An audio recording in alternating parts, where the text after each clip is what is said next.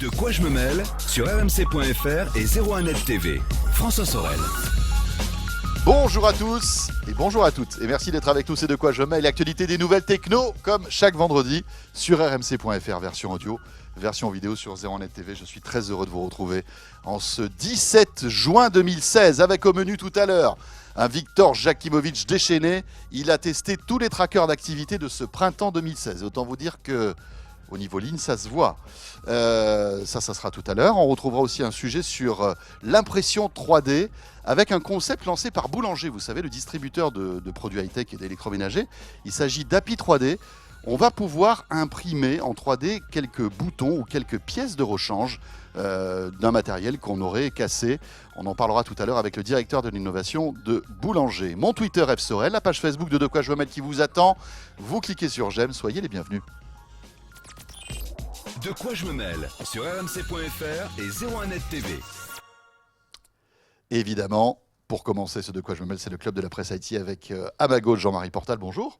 Pardon, Christophe Joly. Bonjour, oui, parce François. que ma droite, gauche, ça y est, je suis Ça y est. complètement perdu. Et mon petit Florian, il fait n'importe quoi parce qu'il se dit gauche. Attends, mais c'est pas. Qu'est-ce qui se passe? Donc on recommence. Christophe Joly est à ma gauche. Bonjour. Christophe. François, vous Voilà. êtes à ma droite. Là, on y arrive. Et puis à ma droite, donc Jean-Marie Portal. Non, moi c'est bonjour. Christophe. Bonjour François.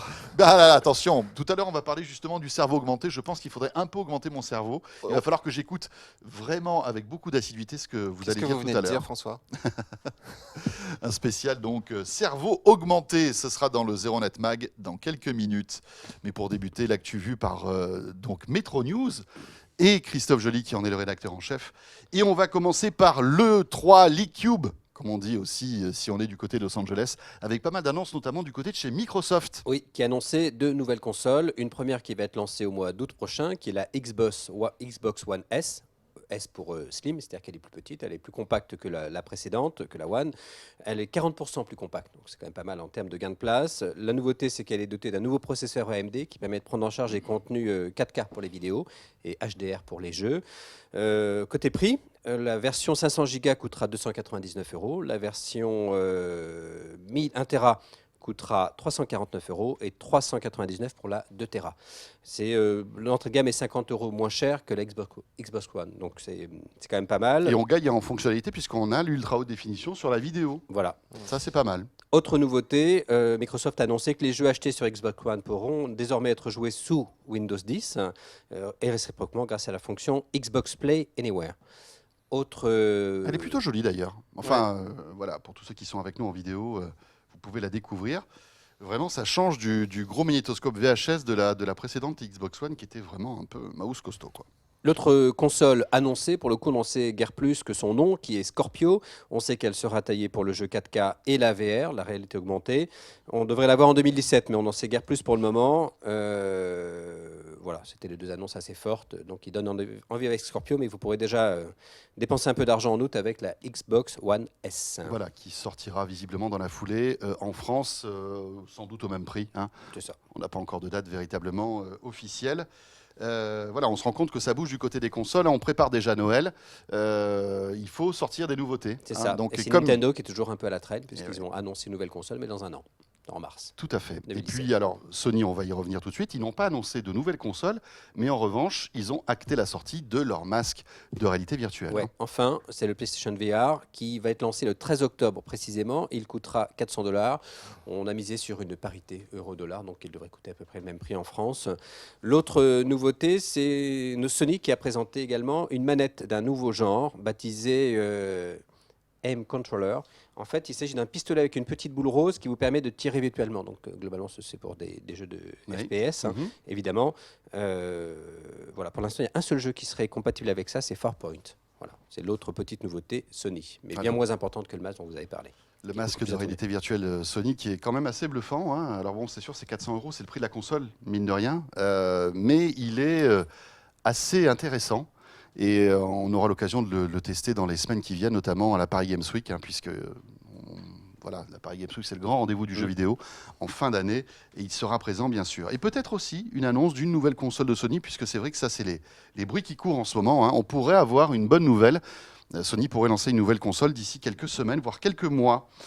Voilà pour le 3. On reparlera de l'E3 lundi soir sur 01net TV avec notre deuxième numéro de 100% Gaming avec Aymeric Siméon de la rédaction de 01net.com qui rentrera de l'E3 pour nous et qui nous racontera un petit peu quelles sont les grosses nouveautés, les grosses tendances.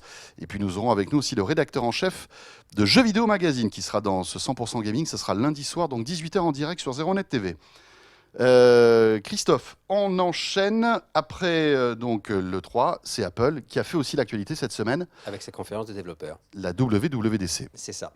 Et on a retenu 10 choses qui vont changer dans votre nouvel iPhone avec iOS 10 qui va être lancé à la rentrée. Les choses un peu du quotidien, on va dire, qui changent l'utilisation de l'iPhone. Première chose, vous pourrez écrire des messages dans toutes les langues. Automatiquement, l'iPhone va reconnaître la langue dans laquelle vous écrivez. Je trouve que c'est pas mal, ça évite de basculer d'un dictionnaire à l'autre. Je trouve que c'est plutôt malin. D'autres le faisaient déjà. Donc là, Apple se met à niveau. Vos photos de famille, où les photos pourront être rangées désormais automatiquement en fonction des personnes qui figurent sur les visuels, des lieux ou des objets qui sont photographiés. Je trouve Donc il y aura des tags sur les photos. Voilà, des tags automatiques. Ouais. Et je trouve que c'est plutôt pratique également. Vous pourrez vous pourrez également avoir par écrit les messages vocaux qui vous sont envoyés. Donc ça peut être assez pratique si vous ne pouvez pas accéder à votre téléphone, mais juste le lire. Oui. Je trouve que c'est plutôt une fonction intéressante, peut-être marginale quant à son utilisation, mais pourquoi pas. Vous allez pouvoir, et ça c'est important pour vous François, et pour moi, et pour Jean-Marie également, vous allez pouvoir apprendre à rester zen. Ah, ça, grâce à l'Apple Watch. Alors il faudra avoir l'Apple Watch, mais ils vont proposer une nouvelle application baptisée Breath qui va vous permettre de faire des exercices de respiration. Je pense que j'en ai besoin parfois quand je bafouille. Comme ça, je vais un petit peu vite. Quand je vous appelle Jean-Marie Portal aussi. Oh, par exemple, ça me déstabilise un peu plus encore. Voilà, c'est ça. Vous allez aussi recevoir moins de spam téléphonique en théorie, puisque ces appels seront automatiquement détectés par l'iPhone et vous recevrez un message selon lui, indiquant que selon lui, il s'agit d'un spam téléphonique. Je trouve ça c'est plutôt bien parce qu'on reçoit quand même pas mal d'appels. On en a parlé il y a peu. Par ailleurs, ceux qui ont l'Apple Watch ne seront plus obligés désormais de taper leur code pour déverrouiller leur Mac. Donc, il suffira d'approcher la montre pour qu'automatiquement ils soient déverrouillés. Je trouve que c'est plutôt bien. Une nouvelle fonction intégrée dans Plan qui permettra de savoir où est garée votre voiture. C'est-à-dire que vous n'aurez plus besoin de faire quoi que ce soit. Automatiquement, l'endroit où vous serez garé sera repéré par Plan et vous saurez où vous êtes garé. Je trouve que c'est plutôt bien pour ceux qui sont tête en l'air. Voilà, dans les grandes lignes. Comme ça. Moi, je sais que suite à cette annonce, le créateur, en fait, une petite start-up nous a dit qu'il existait des applis. Il en existe pas mal, mais qui font ça automatiquement. Je crois bien. Waze le fait automatiquement. À creuser aussi. Eh ben c'est bon à savoir alors. Mais Waze le fait. D'accord. Oui, mais Waze, j'utilise beaucoup Waze, mais je ne savais pas qu'il proposait cette fonction. En tout cas, la version bêta. Moi, je suis inscrit au bêta, mais on peut s'inscrire au programme de bêta de Waze. Et là, moi, depuis quelques temps, systématiquement, dès que je me gare, en plus, généralement, c'est une Autolib. Donc, je suis content de savoir que mon Autolib était garé à la borne. Voilà, ça fait plaisir. Mais, et voilà, quand j'en prends une autre, je me fais ah, bah tiens, mon ancienne Autolib, elle était là-bas. Et c'est bien. Voilà. Plutôt malin. Ça, c'était toutes les fonctionnalités d'iOS 10. C'est ça. Qui arrivera donc. Évidemment à la rentrée avec le nouvel iPhone 7 qui sera annoncé par Apple. Toujours pas intégré de swipe au niveau du clavier, je trouve ça. Enfin voilà, Apple est toujours un peu en retard par rapport à d'autres. Ça c'est extrêmement pratique sur Google, ça existe depuis longtemps. En plus les claviers qu'on peut télécharger sur iOS généralement s'interfacent assez mal avec les autres applis. Moi j'ai essayé swipe alors bon. Voilà, au début, ça ne marchait pas. Moi, ça m'a complètement découragé et je ne l'ai plus installé depuis. Voilà, et ça serait bien que ça soit en natif sur l'iPhone. Allez, petite brouette d'informations Facebook. Oui, maintenant. Tout à fait. Avec Christophe. Une première info concernant l'application Moments. Qui, Facebook veut pousser cette appli qui n'est pas assez téléchargée. Rappelez-vous, ils avaient fait la même chose avec Messenger, qu'il était obligatoire de télécharger. On a été obligé de télécharger pour pouvoir utiliser la fonction. Voilà, avoir les messages privés. Oui, tout à fait. Et là, c'est un peu la même chose. Si vous ne téléchargez pas l'application avant le 7 juillet, les photos qui sont sur Facebook vont être supprimées. Donc, il faut le faire idéalement pour conserver toutes les photos qu'on a sur Facebook. Sauf celles, ça concerne les photos pour lesquelles vous avez activé la synchronisation. D'accord. Voilà. Mais donc, c'est mieux de le faire quand même, ça coûte rien de toute façon, mais c'est l'idée de forcer un peu la main de Facebook pour que enfin cette application décolle. Oui, voilà. C'est pas les photos qui sont sur votre mur, c'est ça. C'est les photos que vous sauvegardez dans l'espace de stockage de Facebook. Donc il y en a quand même pas mal. Votre mur va rester intact après le 7 juillet. Ça veut dire que dans 10 ans, on aura tout un pan de notre smartphone d'écran d'accueil avec des applis Facebook. Parce que c'est ça, finalement. Oui, enfin, peut-être que vous ne synchronisez pas vos photos avec Facebook, peut-être que vous ne les synchronisez pas du tout, ou alors sur Google Drive, il y a un tas ou OneDrive, il y a un tas d'autres applis. Moi non plus. Non. Moi non plus, donc on n'a pas besoin d'avoir cette application. Absolument pas. On ne synchronise pas. On est d'accord. Autre petite news Facebook, alors là, un petit peu plus triste. grave. Ouais. C'est Facebook qui lance en France le bouton anti-suicide. C'est testé aux États-Unis depuis 1 an. Ça fonctionne plutôt bien. On sait que sur Facebook, des fois, il y a des gens qui envoient des messages qui peuvent nous alerter sur leur état mental. On va dire on sait qu'ils se mettent en danger. Donc désormais, vous pourrez alerter soit des associations, soit des amis proches qui pourraient rentrer avec ces personnes qui ont des tentations suicidaires, Ouais. soit des organisations ou voire les secours. On l'a pas testé, mais on a regardé comment ça fonctionnait. On trouve que c'est pas assez intuitif, mais c'est vraiment très utile.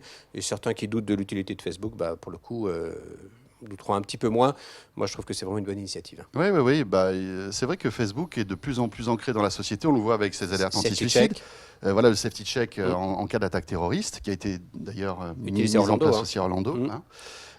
Et là, ça a un vrai sens. C'est-à-dire Là, ça que avance, bien sûr. voilà, il y a un vrai service public Ouais, rendu de si la vous part de voyez l'un de Facebook. vos amis qui de toute propose façon, des messages qui vous interpellent. Quand bien même ça ne sauverait qu'une seule vie, c'est toujours une vie de gagner. Il n'y a pas de, on va pas Exactement. quantifier. Non, mais c'est pour montrer aussi la puissance aujourd'hui de Facebook. C'est-à-dire que Ouais. c'est devenu un média. D'ailleurs, ça marche, regardez, moi je part suis toujours entière. vivant. C'est vrai.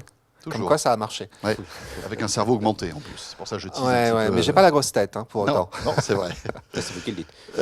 On Oh, termine- c'est l'hôpital qui se fout de la charité. Allez, c'est parti Ça y est, maintenant, et ça y est, voilà. Et sur J'ai YouTube, dérapé. ça va être. Et on vous l'avait dit, ils s'entendent Et pas ben du voilà. tout, tous les deux. Tac, tac, tac, bim, bim, Je suis bim. désolé, je dérape. Non, pas taper, pas taper. Non, en fait, pour tout vous dire, Christophe et Jean-Marie s'adorent, mais ils se taquinent, c'est pour ça. Oui. Christophe, on va terminer avec une télé un peu particulière. Voilà, une télé sans moustique. En fait, c'est LG qui lance une télévision, alors non pas encore en Europe, mais en Inde, où le marché est plus important pour ce type de produit. Un téléviseur qui intègre un processus ultrason qui permet de repousser les moustiques. Je trouve que c'est plutôt une bonne idée. Dans certaines régions de France, ça pourrait être intéressant. En C'est Camargue, vrai. par exemple, il y a pas mal C'est vrai. de moustiques. Et c'est pas très cher, puisque ça coûte entre 350 et 625 euros. Selon la taille de l'écran, c'est donc LG. Ça s'appelle Mosquito Away. Voilà. Donc, si vous voulez chasser les moustiques, allez en Inde, vous achetez ce téléviseur, vous l'achetez Ça sur un existe site. déjà sous forme de prise. C'est Mais là, c'est disposé. Oui, mais là, c'est Télévision, intégré à la donc télé, voilà. d'accord. Bon, Et- alors moi, et ça je- fonctionne bien en Inde. Mais du coup, il faut se rapprocher de la télé pour pas être piqué par les moustiques. Donc, on a l'écran scotché sur la télé. Mais tout dépend après. De la portée Voilà, du- on ne des sait pas ultrasons. trop le Oui, périmètre. non. Et puis déjà, si ça marche vraiment. Parce que Il bon, semblerait que ça fonctionne assez bien. ça marche, ouais. Mm. Oui, parce que les ultrasons éloignent. C'est ça. Mais ça ne fait que éloignent les éloigner. moustiques. Hein. Donc, dès que vous éloignez de la télé, vous aurez peut-être des moustiques ailleurs. C'est pour forcer les gens à rester devant leur télé, en fait. C'est rusé. C'est ça. Bon, écoutez, pourquoi pas. Voilà, c'est LG qui propose ça. Merci beaucoup, Christophe. Merci à vous. Christophe Joly, donc rédacteur en chef de Métro News. On enchaîne avec 01net Mag de cette semaine. C'est le numéro 845, je le disais. Avec en couverture la techno qui augmente le cerveau. Et c'est vrai que c'est un sujet un peu prospectif. Hein. Vous avez, Oui. suite à l'enquête que vous avez faite, imaginé ce que pourrait apporter en fait la science dans les 20-25 prochaines années. Ou même au-delà de ça, dans le dossier, on est même allé jusqu'en 2100. Donc, on s'est 2100 Oula. On s'est même projeté peut-être à une époque où on Vous allez téléchargera carrément notre mémoire, où on dupliquera en fait le contenu du cerveau sur des ordinateurs. Pour l'instant, ça reste vraiment à l'état de science-fiction et il y a de gros débats là-dessus. Enfin, Oui, il y a mais c'est aucune- quelque chose qui commence à être intégré dans le... Tout à dans fait. l'inconscient. Et il y a des recherches, entre autres chez Google, qui s'intéressent particulièrement à ce sujet-là. Oui, parce qu'on part du principe que finalement, enfin, notre mémoire, tout ce qu'on sait, tous nos savoirs, etc., ce ne sont que des données. Et lorsqu'on arrivera à numériser toutes ces données, on pourra les stocker autre part que dans notre cerveau. C'est un truc de dingue. Oui, exactement. Alors, le cerveau, pourquoi? Parce qu'aujourd'hui, on arrive à faire des prothèses pour le corps, des bras, des mains, etc. Le cerveau, ça reste quand même un organe qui est plus mystérieux, sur lequel Complexe, bien sûr. qui est plus complexe, sur lequel on ne cesse d'apprendre des choses, mais on est encore loin de le maîtriser. Et donc, on s'est projeté comme ça. Moi, je vous propose plutôt de nous arrêter dans les 20-25 prochaines années, donc des choses qui sont plus proches et qui, pour le coup, commencent à être plus réelles. Je ne sais pas si vous vous souvenez de Matrix, du film Matrix, et de Neo qui apprend le kung-fu en quelques secondes comme ça, en ayant juste son cerveau connecté à une machine. Donc, on injecte dans son cerveau l'art, la pratique du kung-fu. Oui. Et, il se relève. Il et se ça y est. retrouve avec 20 Et ans il de pratique. Et il quoi. se relève Ça serait de top, son. quand même. Voilà, il ouvre les Vous avez yeux pas et fait il des dit kung-fu I know kung fu. Ça, si je pouvais apprendre en quelques secondes comment on fait de la radio, ça serait cool. Oh, pas mal. Pas besoin français. préférez pas apprendre le chinois en quelques secondes? Ah ouais, le chinois, ça serait bien. Ça Juste serait- avant de partir en vacances. Ouais. Vous imaginez? Vous imaginez là ouais. Et là, bam. Bon, c'est quand même encore un peu de la science-fiction. Hein. Ouais, c'est pas pour tout de suite. C'est pas pour tout de suite. Néanmoins, en matière d'apprentissage et pour booster nos capacités d'acquisition, il y a des projets en cours, entre autres aux États-Unis, à la DARPA, donc qui est enfin, l'agence pour les projets de recherche avancée de défense. Donc on est vraiment dans le monde militaire. Et un premier projet qui s'appelle RAM Replay, RAM pour restauration active de la mémoire. Et c'est un dispositif à base d'électrodes. Alors ça rappelle aussi un petit peu les électrochocs, hein, mais là ça fait pas mal, puisqu'il s'agit bien de faire passer du courant dans le cerveau. Mais là c'est du courant très basse tension, donc Oui, ça va. c'est indolore. Mhm. Des électrodes posées directement sur le cuir chevelu et qui seraient censés augmenter vos capacités d'acquisition lorsque vous êtes éveillé et de consolidation de ce que vous avez appris la journée lorsque vous dormez. Parce que ce qu'il faut savoir, c'est qu'on apprend quand on est réveillé et la nuit, ça ne sert pas qu'à dormir et à rêver. Pendant ce temps-là, le cerveau continue à fonctionner Oui. et consolide, et stocke stocke ce dans la qu'on a mémoire appris dans la profonde, journée. donc dans l'hippocampe, ce qu'on a appris dans la journée. C'est la consolidation. Et donc, avec ça, on peut s'imaginer que demain, peut-être qu'on apprendra plus vite. D'ailleurs, les scientifiques qui s'occupent de ce projet-là envisagent à terme de sortir des casques grand public. Et ils sont déjà en discussion avec un laboratoire de stimulateurs cérébraux espagnols et un autre américain. Donc, voilà. Bon, on va pas apprendre le kung-fu quand même en quelques minutes. Plus fort encore, et là, parce que le fléau quand même faut pas oublier, c'est que le fléau actuellement du 21e siècle, c'est un peu Alzheimer. Vous savez que selon l'OMS, d'ici 2020, un Français sur 4 de plus de 65 ans sera touché par Alzheimer. Et Alzheimer, c'est la mémoire profonde qui disparaît petit à petit, avec des neurones qui se forment plus correctement, qui sont mal formés, bref. Et là, c'est donc toujours aux États-Unis, en Californie, où on a de la même façon imaginé un réseau comme ça d'électrodes. Cette fois-ci, c'est plus branché sur le cuir chevelu. Il faut ouvrir un petit peu le crâne, donc ça fait un petit peu mal là par contre. Et on va reconnecter le cerveau, c'est-à-dire on va reconnecter la mémoire à court terme, donc qui est le lobe frontal, avec l'hippocampe, donc la mémoire à long terme. Et il y a une petite puce qui va se charger en fait de traduire les informations qui arrivent d'une partie du cerveau pour que l'autre partie du cerveau les stocks, les apprennent, les comprennent. Et en fait, on injecte finalement, quelque part, des souvenirs comme ça dans la mémoire à long terme. Donc, c'est assez... Ouais, espérons que d'ici là, on ait réussi à trouver le moyen chimique de contrecarrer l'Alzheimer. Eh bien, puisque vous parlez de ça, cette fois, je vous ramène en France, c'est à Toulouse. Donc des scientifiques qui travaillent entre autres au CNRS, qui ont fait des tests sur des souris. Alors, ce qu'il faut savoir, c'est que c'était des souris donc atteintes d'Alzheimer, mais un Alzheimer génétique. Or, il faut savoir que l'Alzheimer génétique, donc, qui est dû à une malformation au niveau des gènes, c'est que 1% des Alzheimer. Néanmoins, on a traité ces souris en leur injectant en fait un virus modifié.